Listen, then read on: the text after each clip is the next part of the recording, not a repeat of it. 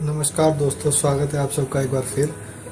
आज हम लोग कोलेस्ट्रॉल के बारे में जानेंगे कि कोलेस्ट्रॉल क्या होता है। सबसे पहले कोलेस्ट्रॉल जो है एक वसीय यानी फैट मटेरियल है जो जिसको लीवर प्रोड्यूस करता है और जिसका काम शरीर को ताकत देना होता है।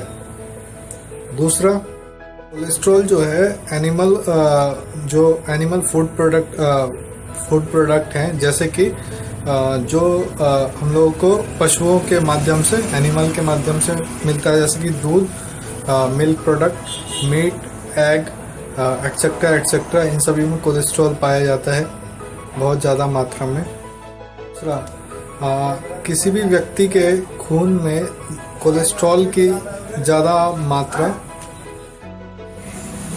किसी भी व्यक्ति के खून में यानी ब्लड में कोलेस्ट्रॉल की ज़्यादा मात्रा होने से कुछ प्रकार के खतरे हैं, जैसे कि उसको हाई ब्लड प्रेशर होना लाजमी है, हार्ट डिसीज हो सकते हैं, और क्या कहते हैं आपको ब्रेन का हेमरेज हो सकता है हाई कोलेस्ट्रॉल के कारण।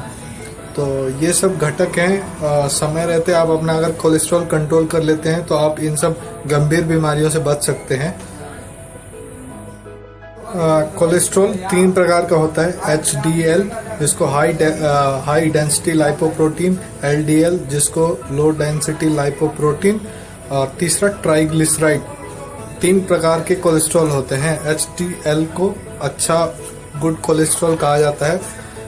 HDL क्या करता है, खून से कोलेस्ट्रॉल को वापस लीवर में लाता है जहां इसका पाचन हो जाता है, तो इसीलिए इसको अच्छा कोलेस्ट्रॉल कहा जाता है। दूसरा, LDL जिसको बैड कोलेस्ट्रॉल कहा जाता है, उसमें लीवर से कोलेस्ट्रॉल खून की कोशिकाओं में जाता है। LDL लीवर से निकल के खून की कोशिकाओं में जाता है और धीरे धीरे वहाँ खून के कोशिकाओं की दीवारों पर जमा होने लग जाता है, जिसके कारण खून की नालियाँ संकीर्ण हो जाती है और ब्लड का प्रेशर बढ़ जाता है। और धीरे धीरे अगर आप नज़रअंदाज करते रहते हैं तो एक ऐसा भी टाइम आ जाता है जो खून की वाहिकाएं या नसें वगैरह जाम हो जाती हैं, बंद हो जाती हैं, तो उससे आपको हार्ट अटैक आ सकता है, आपको ब्रेन हेमरेज वगैरह हो सकता है, बहुत चीज़ की परेशानी है। तीसरा घटक जो है जिसको ट्राइग्लिसराइड कहते हैं, जो अत्यधिक कार्बोहाइड्रेट का सेवन से होता है। अत्यधिक कार्बोहाइड्रेट का सेवन करने से आपको ट्राइग्लिसराइड बढ़ जाता है, जिससे आप डायरेक्टली डायबिटिक हो सकते हैं, आपको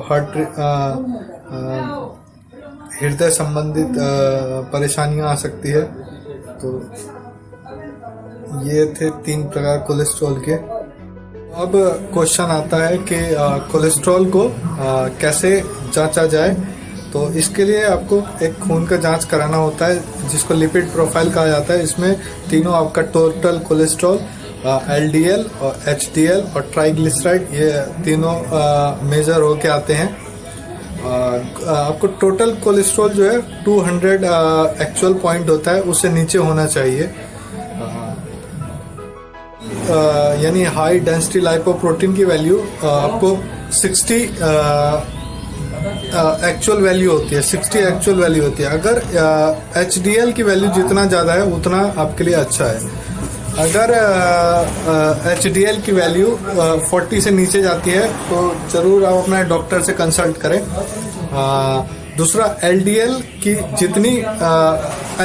जितनी ज़्यादा वैल्यू है, जितनी अगर ऊपर तक है तो अब बारी आती है LDL की। LDL की नॉर्मल वैल्यू बिलो 100 रहना चाहिए।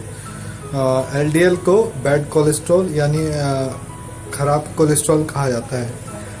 इसको खराब कोलेस्ट्रॉल एक्चुअल में क्यों कहा जाता है, इसके पीछे मैं आपको एक उदाहरण देके आपको समझाना चाहता हूँ।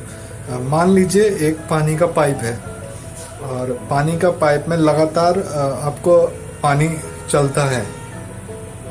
एक पानी का पाइप है, उसमें लगातार आपको पानी चल रहा है। तो 6 महीने में और 1 साल में अगर आप पाइप के इंटरनल साइड में देखेंगे तो हरी हरी आपको फंगस पाइप के वॉल पे आपको हरे हरे फंगस टाइप में और आपको गैंग्रीन टाइप दिखाई देगा। तो उससे क्या होगा, पाइप की दीवार में भी सख्त हो जाएगी और आपको क्या कहते हैं, पानी भी को धीरे धीरे वो जमा होते बहुत ज़्यादा इकट्ठा हो जाता है दीवार पे, हरा हरा गैंग्रीन टाइप। तो इससे आपको पानी का बहाव पे फर्क पड़ेगा।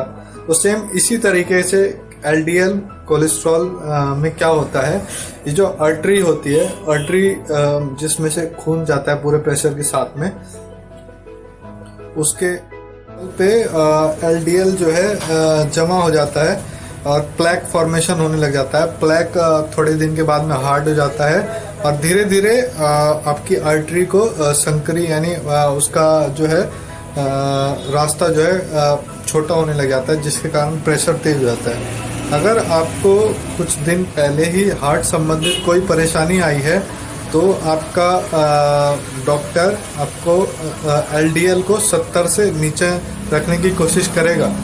अगर आपका एलडीएल 130 से ऊपर है तो आपको कोलेस्ट्रॉल के संबंध में आपको नज़दीकी डॉक्टर या हार्ट रोग विशेषज्ञ से आपको कंसल्ट लेनी पड़ेगी। थर्ड है ट्राइग्लिसराइड। ट्राइग्लिसराइड की नॉर्मल वैल्यू 150 होती है। अगर वैल्यू आपकी 200 से ज़्यादा है तो इसमें भी आपको कंसल्टेशन की ज़रूरत है। और मैंने पहले ही बताया है कि ट्राइग्लिसराइड जो है अधिक कार्बोहाइड्रेट लेने से इंक्रीज हो जाता है। अब बात आती है कि कोलेस्ट्रॉल को कैसे कम करना है। कोलेस्ट्रॉल को कम करने के लिए आप नियमित तौर पर अपना लिपिड प्रोफाइल की जांच करा सकते हैं। आपको आपका डॉक्टर जो है आपको सही पोषण के बारे में बताएगा, संग में आपको व्यायाम एक्सरसाइज करने के बारे में भी बताएगा। हाई फाइबर युक्त यानी हाई फाइबर फूड मटेरियल का आपको यूज़ करना है और इसके साथ ही आपको एक्सरसाइज भी ज़्यादा करनी है, जिससे आपका कोलेस्ट्रॉल आपका कम हो सके। साबुत अनाज जैसे कि बीन्स, नट्स एक्सेट्रा, इन सब का जो साबुत अनाज है उन सब का आपको प्रयोग करना है। अगर इन सब के बावजूद अगर कोलेस्ट्रॉल लो नहीं हो रहा है आपको, तो फिर आपको जो है दवा लेनी पड़ सकती है। आपको पहले ही बताया गया कि एनिमल फ्रूट प्रोडक्ट जितने भी हैं उसमें आपको कोलेस्ट्रॉल इंक्रीज होने का वो रहता है। तो इसीलिए हाई और दूसरा आपको तेल, घी और अन्य ज़्यादा फैट जिसमें होता है मटेरियल, जैसे कि चर्बी वगैरह, जानवरों की चर्बी, इन सब का प्रयोग आपको साफ कम कर देना है। दूसरा आपको मोनोसैचुरेटेड फैट्स जैसे कि जैतून, कैनोला और नट्स वगैरह का प्रयोग करना है, जिससे आपकी एनर्जी भी मेंटेन रहे। और आप जो है भोजन को आपको तेल में छानने की जगह आप उसको रोस्ट कर सकते हैं। आप रोस्ट करके लीजिए, बिना तेल के जो व्यवस्था हो उससे आप भोजन लीजिए तो बहुत जल्दी आपका कोलेस्ट्रॉल डाउन हो जाएगा। तो ये आज हमने कोलेस्ट्रॉल के ऊपर मैं आपके साथ जानकारी साझा करी है। कैसी लगी बताइएगा जरूर। थैंक यू, धन्यवाद।